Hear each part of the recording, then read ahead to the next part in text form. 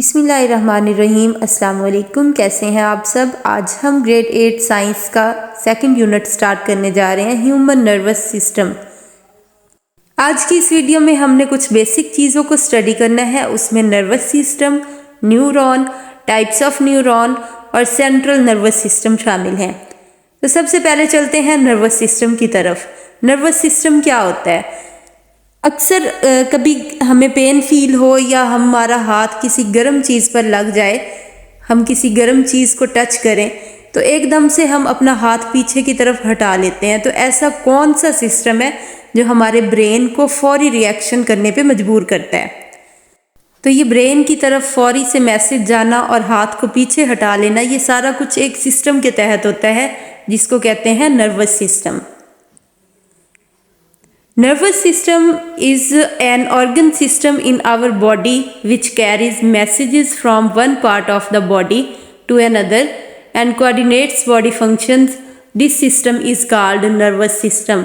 ये एक ऐसा सिस्टम है जो हमारे ऑर्गन्स से ब्रेन तक मैसेज लेकर जाता है और फिर हमारे ऑर्गन्स उस मैसेज को फौरी रिस्पॉन्ड करते हैं। ह्यूमन नर्वस सिस्टम दो सिस्टम्स पर मुश्तमिल है। एक है सेंट्रल नर्वस सिस्टम जिसको इन शॉर्ट CNS कहते हैं और दूसरा है पेरिफेरल नर्वस सिस्टम जिसको PNS कहा जाता है। आज हमने सिर्फ सेंट्रल नर्वस सिस्टम को डिस्कस करना है डिटेल में और इंशाल्लाह नेक्स्ट लेक्चर में हम पेरिफेरल नर्वस सिस्टम को पढ़ेंगे। सेंट्रल नर्वस सिस्टम में दो चीज़ें आती हैं, एक है ब्रेन और दूसरा है स्पाइनल कॉर्ड। तो सबसे पहले हमने देखना है कि न्यूरॉन क्या होता है। न्यूरॉन को नर्व सेल भी कहा जाता है। Neuron is the basic structural and functional unit of the nervous system. All parts of the nervous system, brain, spinal cord and nerves are made up of neurons. Actually neuron nervous system की basic इकाई है। ये तमाम का तमाम nervous system, brain, spinal cord और nerves जो हैं वो न्यूरॉन्स से बनी हुई होती हैं। न्यूरॉन्स का बेसिक फंक्शन क्या है? Neurons transmit messages in the form of electrochemical waves called nerve impulses. ये तमाम बॉडी ऑर्गन्स से मैसेजेस ब्रेन की तरफ लेकर जाते हैं और उन मैसेजेस को नर्व इम्पल्सेस कहा जाता है। न्यूरॉन्स आपस में इंटरकनेक्टेड होते हैं। न्यूरॉन्स के पार्ट्स और इनके फंक्शंस क्या हैं? सबसे पहला पार्ट इसका है cell body. The part of a neuron which contains nucleus and most of the cytoplasm is called cell body.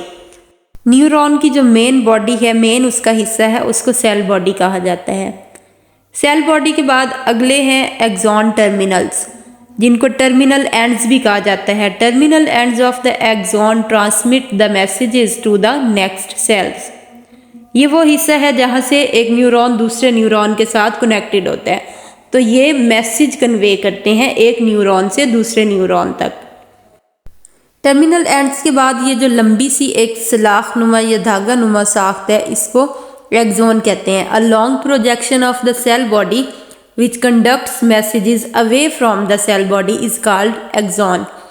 ये सेल बॉडी से मैसेज अवे लेकर जाती है टू द टर्मिनल एंड्स। उसके बाद सेल बॉडी पर कुछ धागा नुमा साख्तें मौजूद होती हैं जिनको डेंड्राइट्स कहते हैं। The fine projections of the cell body which receive messages are called dendrites. यहाँ से भी न्यूरॉन एक दूसरे न्यूरॉन के साथ कनेक्टेड होता है, तो मैसेज सबसे पहले सेल बॉडी के डेंड्राइट्स में आता है, फिर सेल बॉडी से एक्सॉन के जरिए टर्मिनल एंड्स तक जाता है। सेल बॉडी के दरमियान में एक सेंट्रल पार्ट होता है जिसको न्यूक्लियस कहते हैं। उसके बाद नर्व क्या है? Nerve is a cable like bundle of axon enclosed in a sheath. They transport nerve impulses. Nerves actually एक बंडल होता है एक्सॉन्स का, एक केबल लाइक बंडल होता है जो एक शीट में इनक्लोज हुआ होता है। इसके बाद हमने पढ़नी है टाइप्स ऑफ न्यूरॉन्स। न्यूरॉन्स की 3 टाइप्स हैं। On the basis of functions neurons have 3 types: sensory neurons, motor neurons and interneurons. इन तीनों टाइप्स के स्ट्रक्चर और फंक्शंस डिफरेंट हैं।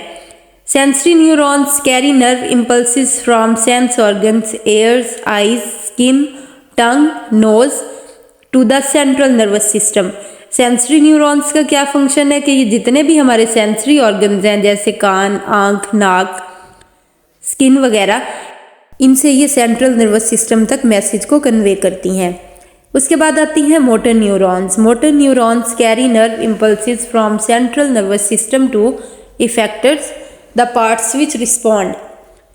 ब्रेन तक जब मैसेज पहुंचता है तो ब्रेन मैसेज कन्वे करता है मोटर न्यूरॉन्स के जरिए इफेक्टर्स तक। इफेक्टर्स हमारे बॉडी के वो पार्ट्स हैं जो रिस्पॉन्ड करते हैं। जैसे अगर हम किसी गर्म चीज़ को टच करें तो हमारा हाथ फौरन पीछे हट जाता है, तो हाथ हमारा जो ऑर्गन है वो इफेक्टर के तौर पर काम कर रहा है। सेंसरी न्यूरॉन्स और मोटर न्यूरॉन्स दो बेसिक टाइप्स हैं न्यूरॉन्स की, और इंटर न्यूरॉन्स इनकी इंटरमीडिएट टाइप है। Interneurons are present in central nervous system, brain and spinal cord. They form a link between sensory and motor neurons. Interneurons brain और spinal cord में मौजूद होती हैं और ये सेंसरी और मोटर न्यूरॉन्स में एक लिंक बनाती हैं। अब इन तीनों किस्म की न्यूरॉन्स के फंक्शंस को एक ही पिक्चर में डिस्क्राइब किया गया है। सबसे पहले नर्व इम्पल्सेस या मैसेजेस सेंसरी न्यूरॉन से होते हुए इंटर न्यूरॉन्स की सेल बॉडी और एक्सॉन से गुजरकर मोटर न्यूरॉन्स तक पहुंचते हैं। मोटर न्यूरॉन से ये इफेक्टर्स में जाते हैं। इसके बाद हमने पढ़ना है सेंट्रल नर्वस सिस्टम क्या होता है। सेंट्रल नर्वस सिस्टम का पहला पार्ट है brain. Central nervous system acts as a control centre of the whole nervous system, और इसके दो पार्ट्स होते हैं, ब्रेन और स्पाइनल कॉर्ड।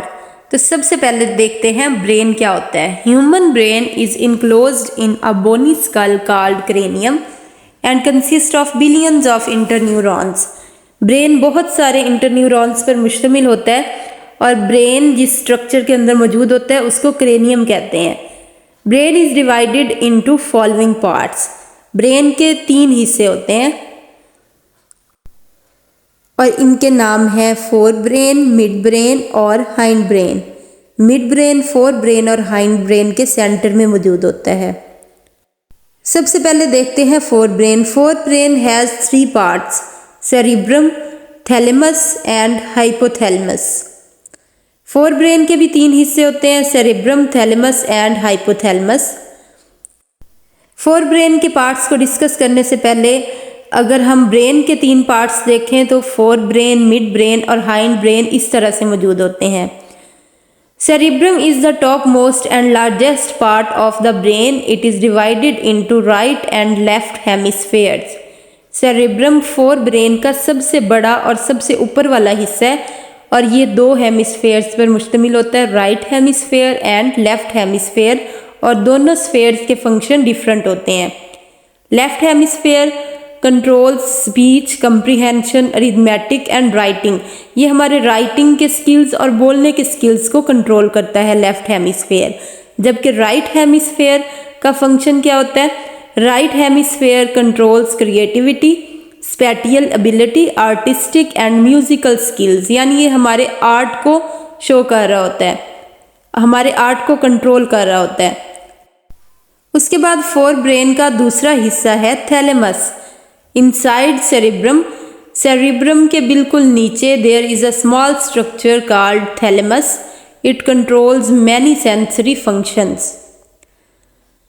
सेरिब्रम के बिल्कुल नीचे थैलेमस मौजूद होता है जो कि हमारे बहुत सारे बॉडी फंक्शंस को कंट्रोल करता है। थैलेमस के बिल्कुल नीचे हाइपोथैलेमस मौजूद होता है। Hypothalamus lies at the base of thalamus. It controls body temperature, hunger and thirst. Hypothalamus भूख, प्यास और टेम्परेचर को कंट्रोल करता है। फोर ब्रेन के बाद आता है मिड ब्रेन जो फोर ब्रेन और हाइंड ब्रेन के बिल्कुल सेंटर में मौजूद होता है। Mid brain is the smallest part of the brain present below the cerebrum. It receives information from sense organs which is then passed to the appropriate part of the forebrain. जब messages आते हैं, जब signals आते हैं तो ये उन signals को फोर ब्रेन तक पहुंचाता है। फोर ब्रेन के बिल्कुल नीचे मिड ब्रेन होता है और मिड ब्रेन के बिल्कुल नीचे हाइंड ब्रेन होता है। हाइंड ब्रेन के भी 3 पार्ट्स हैं, cerebellum, pons and medulla oblongata. Cerebellum lies under the back part of the cerebrum It acts as a controller for maintaining the body balance and making precise and accurate movements.